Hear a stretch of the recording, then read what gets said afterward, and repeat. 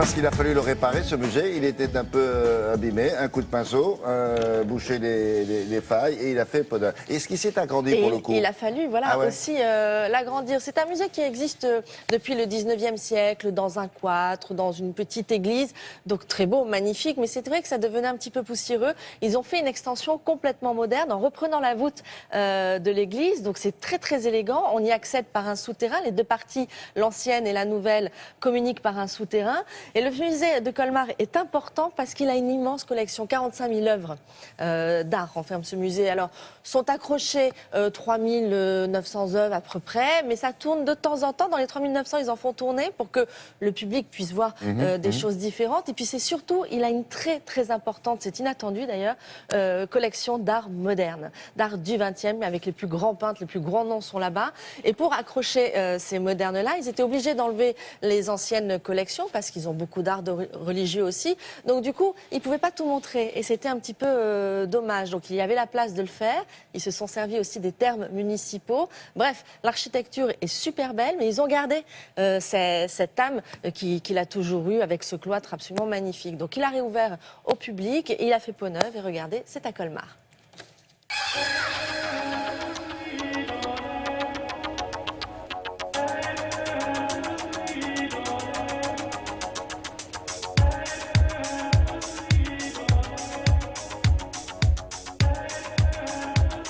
Le musée Unterlinden, c'est un musée assez génial parce qu'il y a tout en un seul lieu, c'est-à-dire qu'on va du néolithique et puis on arrive jusqu'au XXIe siècle, en passant aussi bien par les arts et traditions populaires pour voir comment on vivait en Alsace au XIXe siècle. Il y a quelques coiffes par exemple assez extraordinaires, ou alors des armoires extraordinaires. L'Alsace est connue pour ses magnifiques armoires du XVIIe siècle par exemple, et l'art du Moyen-Âge avec son chef-d'œuvre qui est le retable d'Issenheim.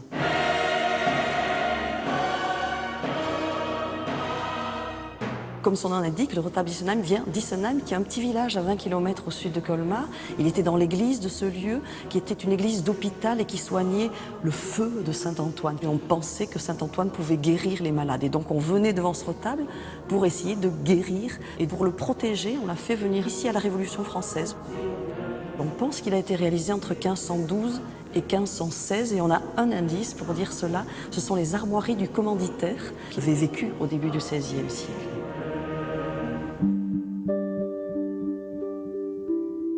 À côté du grand retable d'Issenheim, il y a aussi quelques petits joyaux et il faut aller voir la mélancolie de Lucas Cranach. Elle dit qu'il ne faut pas sombrer dans la mélancolie parce qu'il faut boire et manger pour vivre et pour chasser les idées malsaines.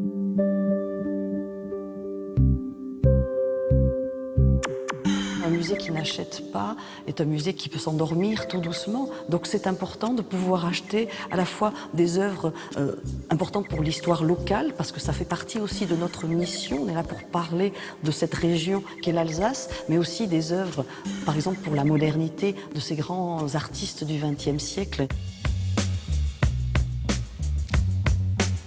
Dans les années 1970, ceux qui dirigeaient le musée ont acheté des œuvres, au temps où on pouvait encore acheter ces œuvres-là, et ils ont pu acheter un Monet, par exemple, qui est assez extraordinaire, un Bonnard, enfin tous ces grands artistes comme Picasso, qui est bien présent, comme Poliakov, comme Manessier, comme Dubuffet. On a l'une des collections de Dubuffet les plus importantes de France.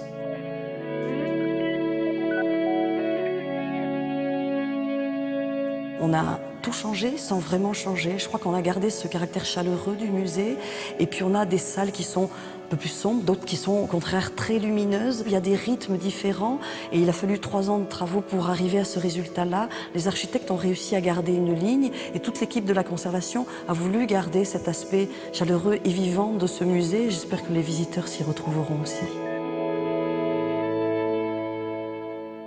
Et le cloître que l'on vient de voir là, il est ouvert au public aussi? Bien sûr, ça fait partie du musée. Vous passez d'un espace à l'autre, de l'espace ancien à l'espace moderne, par ce cloître ou par un sous-sol avec un escalier qu'on a vu absolument magnifique. Donc vous passez un petit peu, vous pouvez vous balader dans ce cloître totalement qui a été restauré et qui sera encore de toute manière restauré. Les travaux continuent un petit peu. Donc c'est vraiment ce mélange d'ancien, de Moyen-Âge et de très moderne, mais le moderne qui pour une fois ne fait pas verru. Vous voyez, parfois il y a des musées qui prennent beaucoup de place, beaucoup d'espace dans une ville. Là, c'est extrêmement discret, c'est très sobre, c'est très chic. En fait, c'est ça. Je trouve que ce musée Unterlinden, il a un mot pour le résumer, c'est l'élégance. L'élégance dans les œuvres et aussi l'élégance dans l'architecture.